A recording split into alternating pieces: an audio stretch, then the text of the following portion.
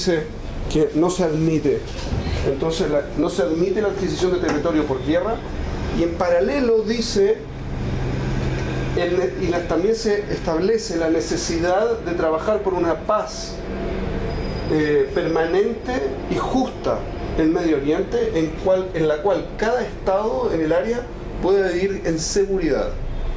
Entonces, si ustedes piensan que Israel, sin los territorios, Cisjordania, digamos, todo lo que llamamos se llama Cisjordania, o le llaman Cisjordania, lo que sea hasta aquí, toda esta zona de aquí, la diferencia en el espacio aquí, a pesar de que se ve en un mapa grande, ¿sí?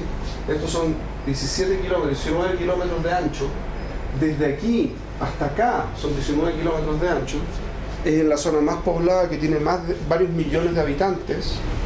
Entonces, la lógica de un territorio, de una paz segura, es medio extraña. Israel funciona así: tenemos una cadena montañosa así y otra así, ¿sí? Aquí viene el valle del Jordán y después viene Jordania, ¿sí? Este es el límite, vamos a decir, aquí está el Jordán. Y aquí está la costa, aquí está el mar, ¿sí? Entonces hay una pequeña cadena montañosa primero, y después una segunda cadena montañosa. Jerusalén está en esta zona de acá, ¿sí? Y resulta que si uno corta la zona que sería aprobada por la línea del 49, sería más o menos desde aquí. Y esta distancia son 19 kilómetros, de aquí hasta acá. ¿Okay? Ese es el primer punto. El segundo problema es que no solo que está 19 kilómetros, que es muy, muy angosto, sino que es la mayor parte del territorio a lo largo de eso, y como un tercio del territorio, no la mayor parte, pero un tercio del territorio es donde está la zona más poblada de Israel. Y a continuación, el problema es que todos los territorios que serían los territorios de Cisjordania están en altura. Entonces un francotirador puesto aquí le puede pegar a cualquier persona en esta zona. Peor, aquí está el aeropuerto. Entonces, si un tipo con un bazooka desde aquí, de la zona de los territorios, puede tirarle un misil, un proyectil a un avión comercial y derribarlo, o en tierra, o aterrizando, o despegando. Entonces, la seguridad, sobre todo porque estamos hablando de países que no es que dijeron ok, que Israel exista, que exista en paz. Son todos países que en el fondo están intentando explícitamente eliminar la amenaza sionista.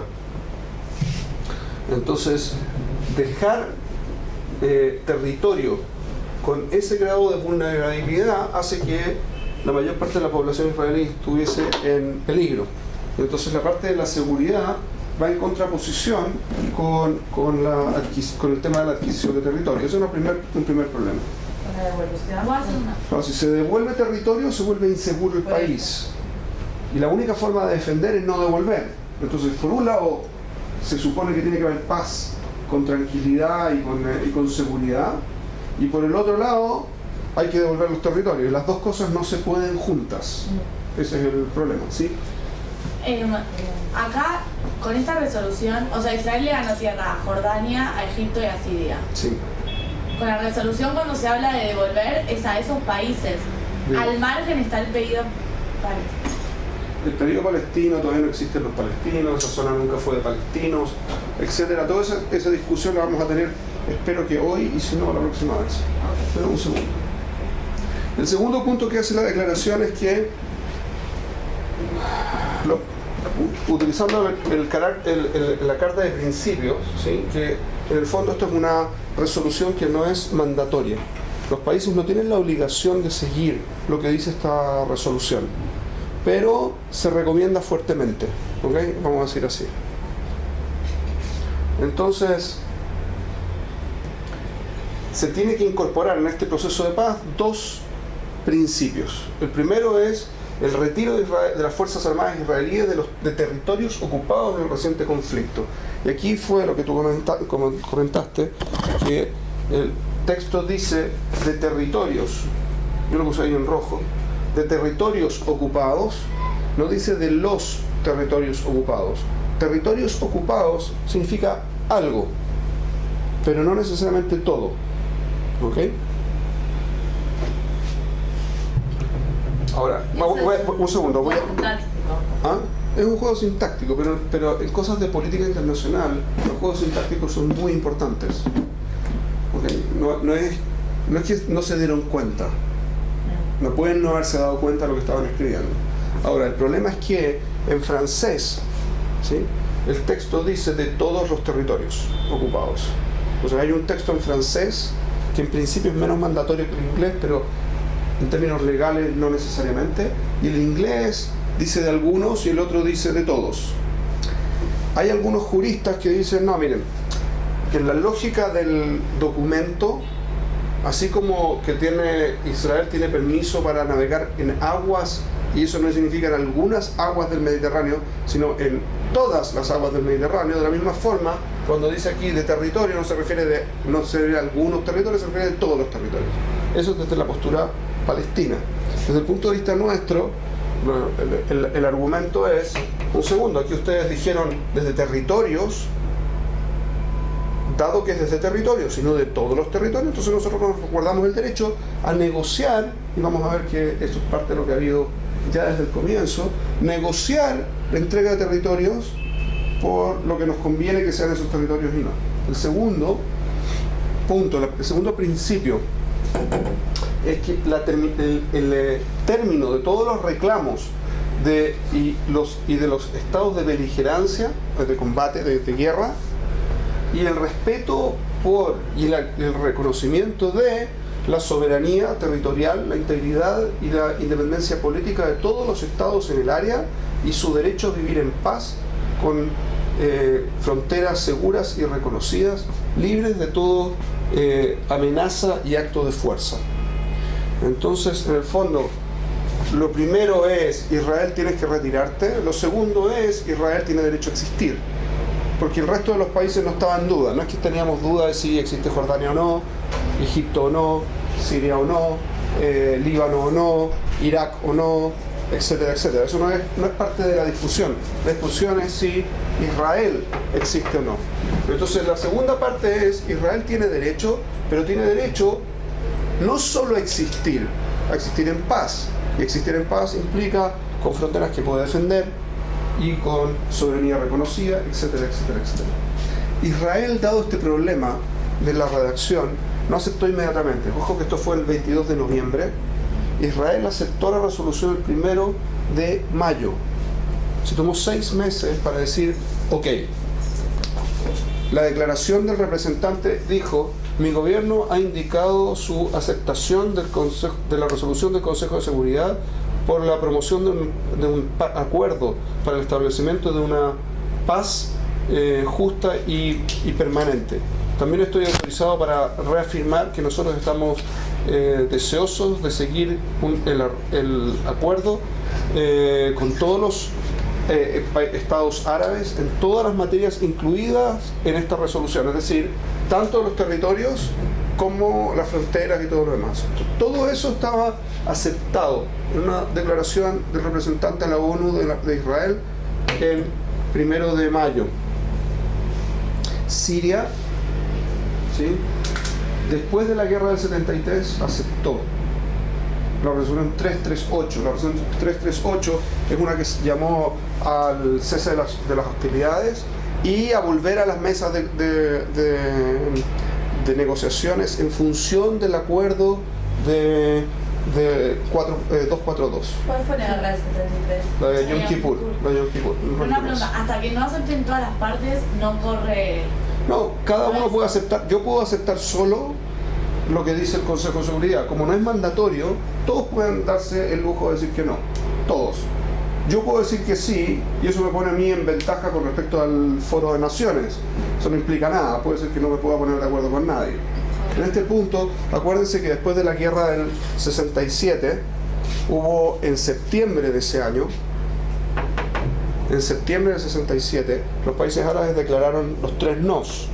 No a las negociaciones, no a la paz y no al reconocimiento de Israel. A eso, 2 meses después, vino esta resolución. ¿Okay? La OLP, ¿sí? Todos los países afectados por esto, Siria, Líbano, Jordania, Egipto, Irak y Arabia Saudita y no sé qué, todos se tomaron tiempo para conversar este tema. No es que alguien lo aceptó inmediatamente, obviamente nosotros también, como ya lo dije. Ahora, la OLP, la Organización de Liberación de Palestina, que ya hemos hablado de ella desde su formación como Fatah, su recanalización como LP, etcétera, ya hemos hablado bastante de ella. En octubre, el 15 de octubre del 67, o sea, perdón, 15 de octubre del 68, esto es octubre, casi un año después, 11 meses después de la resolución, la OLP rechazó la resolución diciendo que la implementación de la dicha resolución llevaría a la pérdida de toda esperanza del establecimiento de paz y seguridad en Palestina y en la región del Medio Oriente. O sea que fue, si ustedes quieren que se cumpla esto, vamos a romper toda la zona. Eso es lo que dijo porque lo que está diciendo es, no solamente que se pierde la seguridad en Palestina, si hubiesen terminado ahí, se hubiese entendido con Israel. Se pierde toda la opción de tener paz y tranquilidad con Israel. Hasta aquí hubiese sido perfecto, solo que agregaron, y en toda la zona, la región del Medio Oriente. Por lo tanto, hacían dependiente la estabilidad. Y vamos a ver que tienen mucha fuerza para decir lo que están diciendo. Pusieron la dependencia de toda la estabilidad de la zona con la resolución de este conflicto. ¿Ok? Finalmente, los acuerdos de Oslo en el 93, la OLP sí aceptó tanto la resolución 242 como la 338, ¿sí? Pero eso vamos a ver que no necesariamente funcionó en la práctica. Ahora vamos a la batalla de Karameh. La situación en Jordania, primero un pequeño detalle. Yo voy a poner, perdón, un segundo y te cuento. Entonces, ¿qué hemos dicho hasta ahora de la situación de palestinos desde la guerra del 48-49, la independencia? Los palestinos se fueron, ¿sí? Que les daban a sus hijos de los hijos. Claro, todo ese tema de los refugiados ya lo conversamos. Sí, en la guerra del 49, estas fueron las fronteras, ¿sí? Esto no estaba incluido en los altos del Golán. Entonces, en la guerra del 49, en el armisticio del 49, en el fondo dijimos que 400.000 palestinos se fueron a Jordania, ¿se acuerdan? Y que se duplicó con eso la población jordana, que en su momento eran 500.000 habitantes, y con 400.000 palestinos, musulmanes de Palestina, digamos, que se fueron acá, que fueron reconocidos inmediatamente por el rey de Jordania, Hussein de Jordania, los reconoció inmediatamente como parte de la población jordana. Que vamos a ver que fue un error estratégico de él en este tema. Pero el rey jordano los reconoció como parte de la población y con eso duplicó su población. A partir de la guerra del 67, Jordania perdió también todo este territorio que había conquistado, que había anexado en la guerra del 49, hasta el armisticio del 49, esto había quedado en territorio jordano. Esto lo perdieron y de aquí se escaparon otros 400.000 palestinos. Por lo tanto, ahora 2/3 de la población jordana, ¿sí? La mitad originalmente, ¿cierto? Fueron 400, había entre 400 y 500.000 habitantes en Jordania, se fueron 400, se duplicó, o sea, una mitad eran palestinos, la otra mitad eran jordanos, se vuelven a ir otros 400, o sea que 1/3 quedó siendo la población original de Jordania, que eran entre 400 y 500.000 habitantes, Jordania entero. Ojo que Jordania es 4 veces el tamaño de Israel, para que se hagan una idea. 4 veces el tamaño de Israel, tenía 400.000, 500.000 habitantes, con todos los palestinos que se incorporaron, todos fueron reconocidos en principio como ciudadanos jordanos. ¿Puedes repetir otra vez cómo son los palestinos en Jordania? En la guerra del 49 se fueron En el 49, o sea, en el armisticio del 49 se fueron 400.000 A Jordania. a Jordania. Estamos hablando solo de la ida a ¿Dónde Jordania. estaban? ¿En Gaza? Ellos estaban en la zona de Gaza. Esos son números... Eso no es. No estaban en Gaza, estaban en West Cisjordania, Bank. en el West Bank, en la zona de acá. Pero, En la parte de Gaza siempre quedaron ahí y eran palestinos en Gaza y chao. palestinos ellos venían de Egipto. Sí, estos estaban en conexión directa con Egipto. Egipto fue el que entró por Gaza en el tiempo del 48. Jordania entró por acá, junto con Irak y con Siria, entraron por acá. Esto fue conquistado... ¿Cuándo se empieza a llamar Palestina? Eso lo vimos en el 56, si mal no recuerdo, 57. Se genera la primera manifestación de existencia de una unidad palestina, que fue lo que hizo Arafat con Fatah, y después en el 64 los países árabes generaron el 62, hicieron la OLP para montarla sobre Fatah, y ahora se unieron los dos y quedó Arafat a cargo de Fatah, OLP Fatah, las dos unidades, ¿sí? Una pregunta. Después del 67, cuando Israel gana esos territorios, Sí. los palestinos que se van por, digamos, ideal o porque realmente no los dejaban vivir acá, no podían ser israelíes. Depende a quién le preguntes. ¿Ok? Espera un segundo. Déjame aclarar por qué digo lo que digo. Porque primero que nada, porque los números no son claros. Segundo, porque el reclamo de los palestinos es que todos los echamos a balazos. Claro. Eso siempre dijeron. Eso no estoy claro que sea cierto. Pero es lo que siempre dijeron.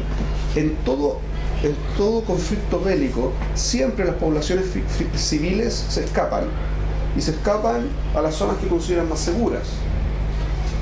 Así que hay un porcentaje claro de esos 400.000 que se escaparon en la guerra del 67. Hay un porcentaje muy grande que se fueron por miedo. Eso no hay ninguna duda. Después Israel, una vez cerrada la guerra del 67, Israel entregó prisioneros y se los entregó a Jordania. Bueno, también eso es explícito. Ahora, Israel no entregó cientos de miles de prisioneros, porque no teníamos capacidad para tener cientos de miles de prisioneros. No.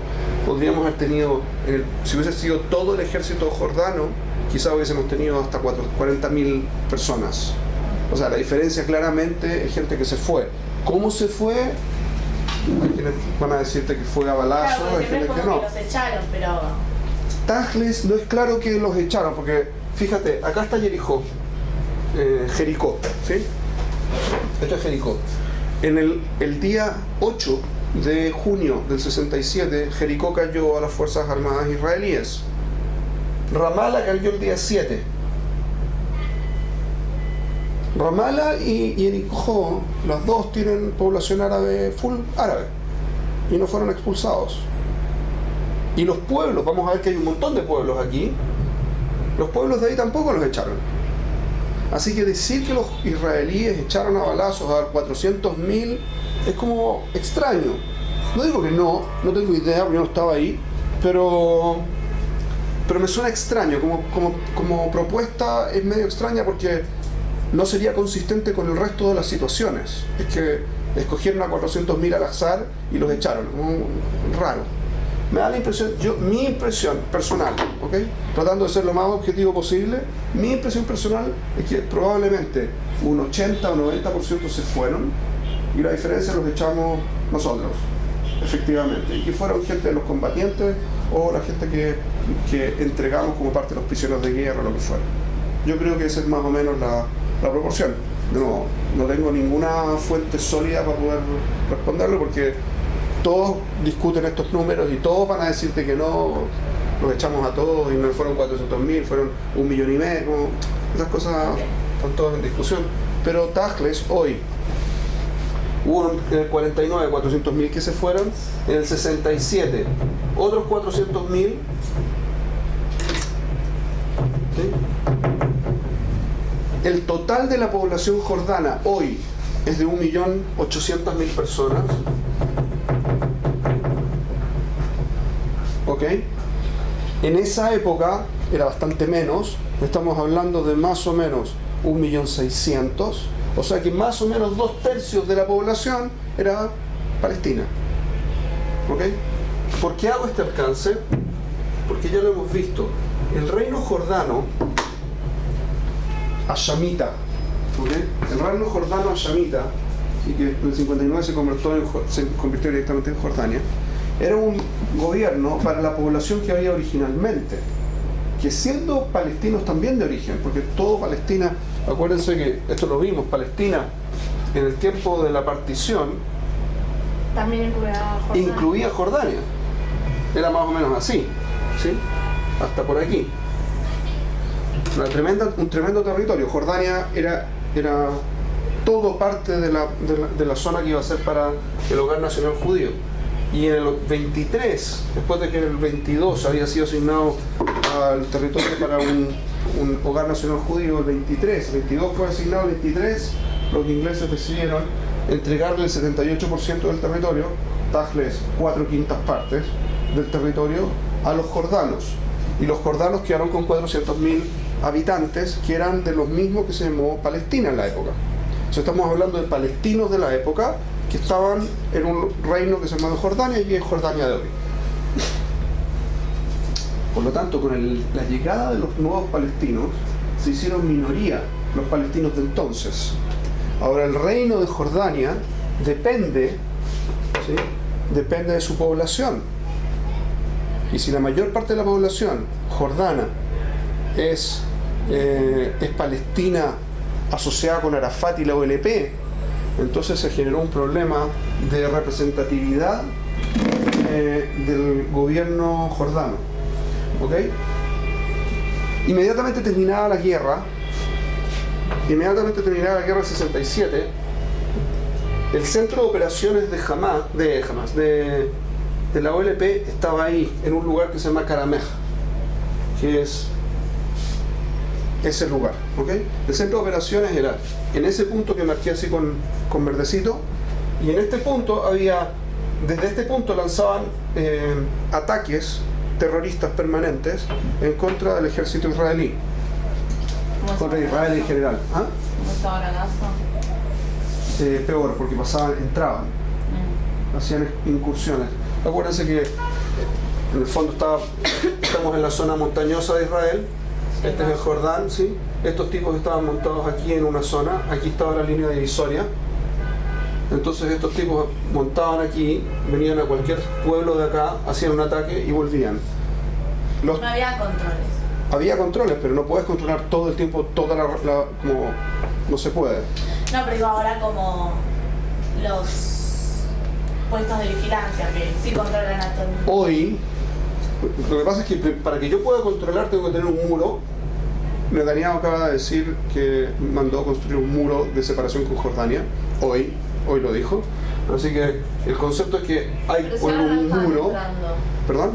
Ahora no estaban entrando allá. No, ahora hay un problema con los palestinos que quieren hacerse cargo de esta zona de acá, ¿sí? Toda esta zona de acá. Y entonces puede tener un montón de palestinos que están viviendo en Jordania y se pueden meter. Entonces Israel está diciendo, miren, yo no tengo ningún problema, hagamos la paz, ustedes se quedan con un pedazo de territorio acá, pero que tienen que quedar separados del resto porque si no se van a unir con los otros. Y si se unen con los otros, vamos a tener un ejército montado aquí ahora. Y ahí es Jerusalén. Claro, esto es Jerusalén. ¿Qué son los que quieren agarrar ahora? ¿Bechear? Todo. ¿Siberia? No, Mira, ellos quieren todo esto. no, bueno, pero todo eso está ¿Y qué hijo Netanyahu? Y eso. Está en discusión el ¿Jerusalén tema. dónde está? ¿Ah? ¿Jerusalén dónde está? Está aquí Jerusalén. Afuera. No, a ambos lados. ¿Sí? Entonces, si no hay un muro, yo no puedo poner pasos limítrofes específicos en cualquier parte. También, eso es un tema contingente de hoy. Entonces, si yo no pongo un muro, no puedo poner pasos específicos. En cualquier parte que la gente pueda pasar, pasa.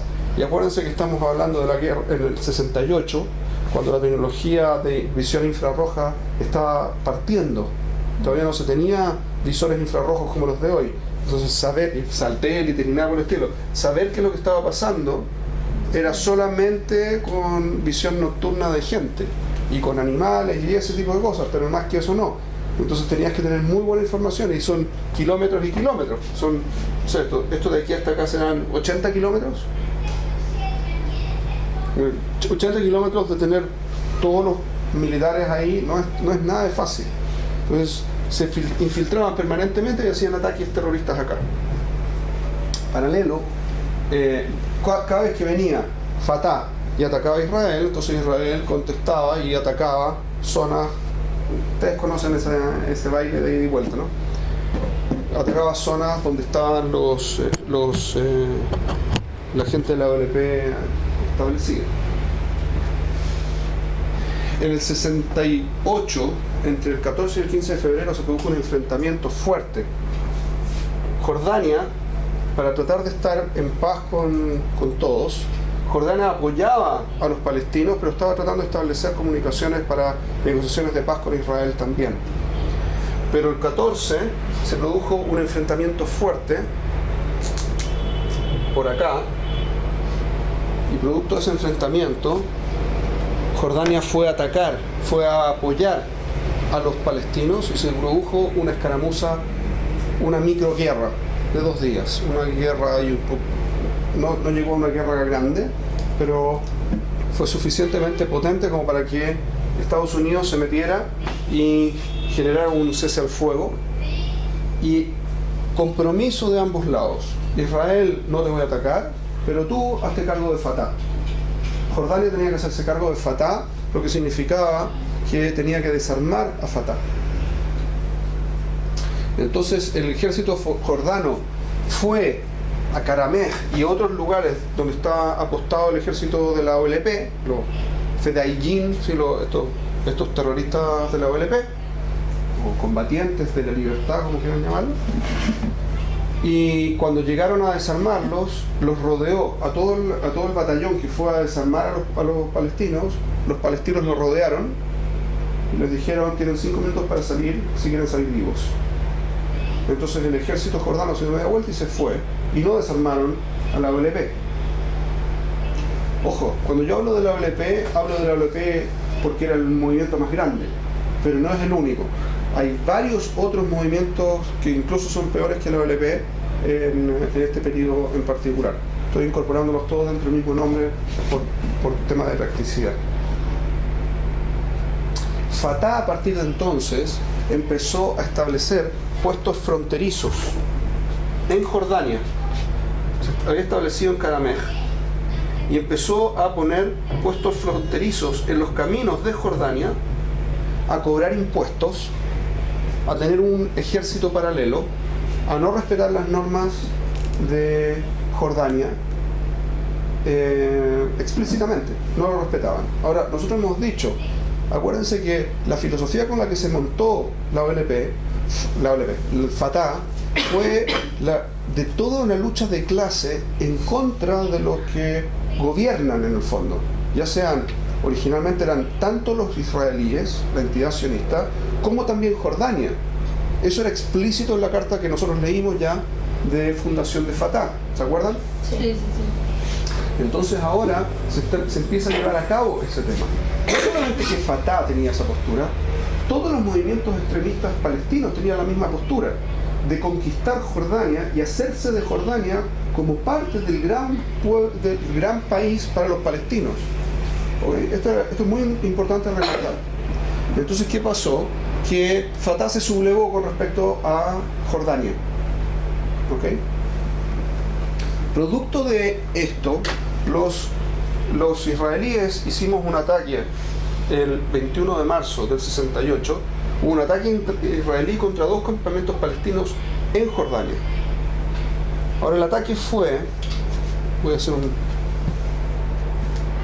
Okay. Este es el ataque. Karameh es justamente ese puntito que yo marqué ahí. ¿Sí? Ese puntito que ahí está en rojo, no sé si se alcanza a ver que está en rojo acá. Entonces, ese es Karameh.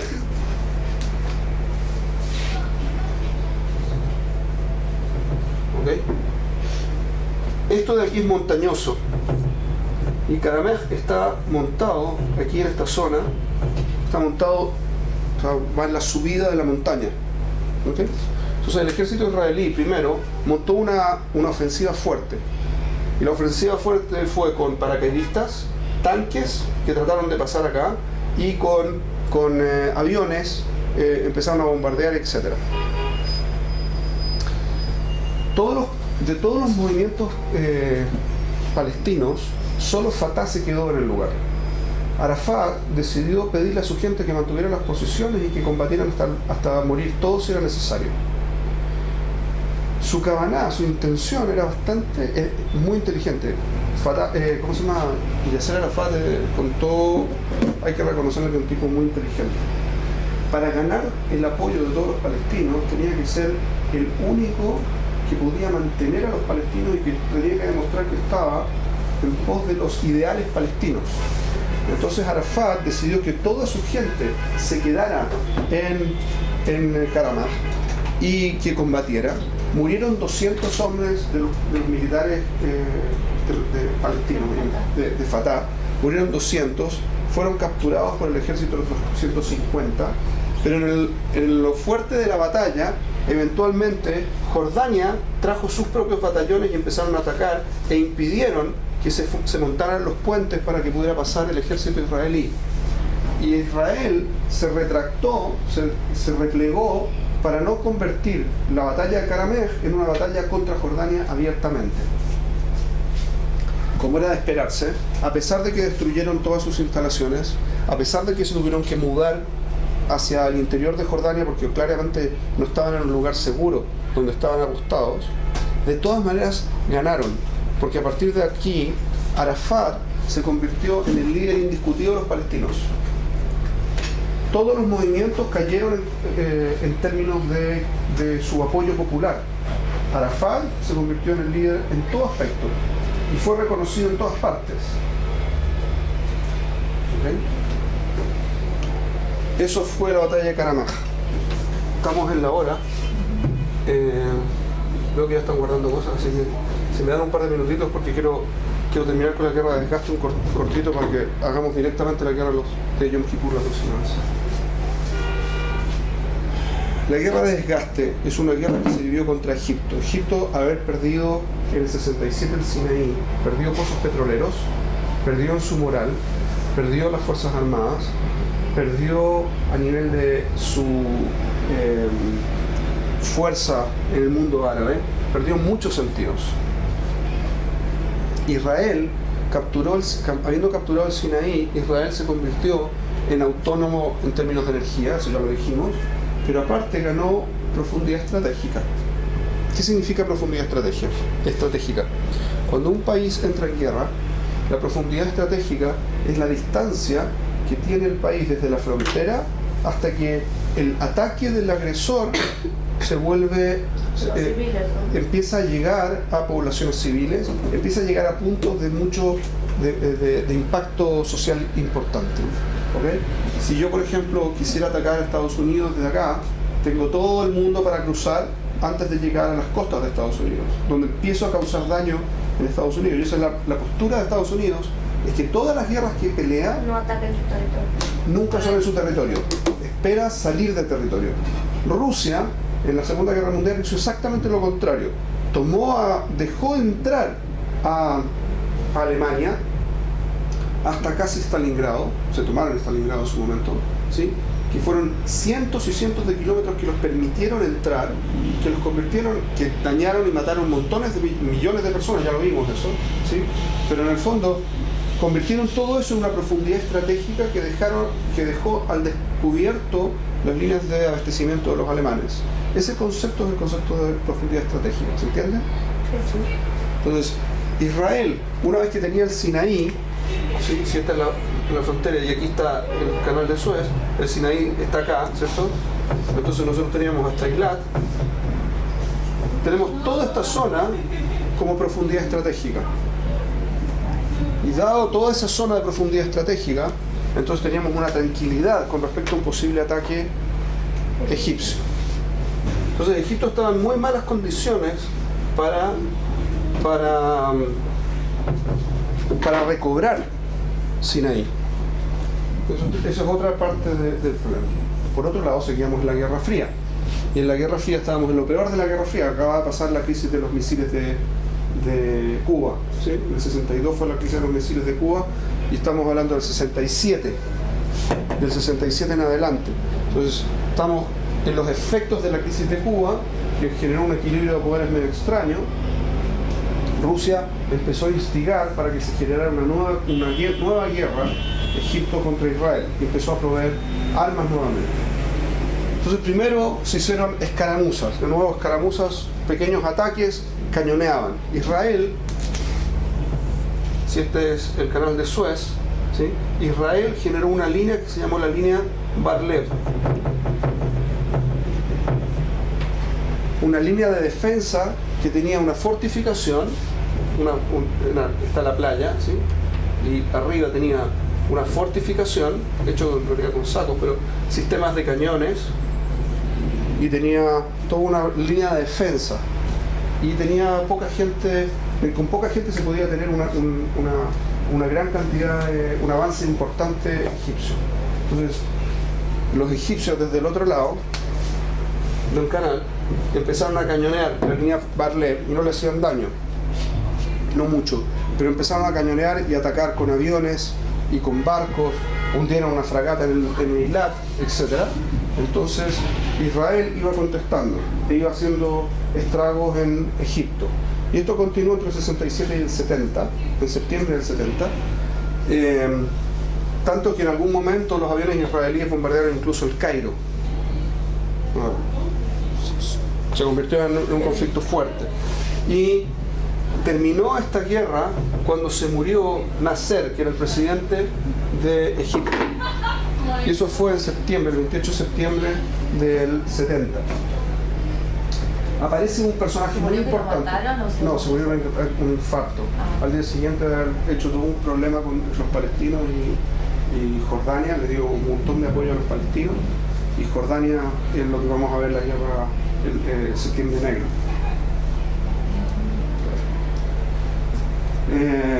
Se murió al día siguiente. De hecho, hay quienes dicen que fue en la noche. Esa misma noche hizo todo este asunto y en la noche se murió. A partir de aquí, cuando murió el 28 de septiembre del 70, murió Nasser, el presidente, Gamal al-Nasser, asumió Anwar el-Sadat. El Sadat fue el presidente de Egipto con el que sí firmamos la paz. ¿Okay? Y él cambió la estrategia de esta guerra de desgaste. Y vamos a ver que eso tuvo consecuencias nefastas para nosotros. Aquí. Justo acabo de ver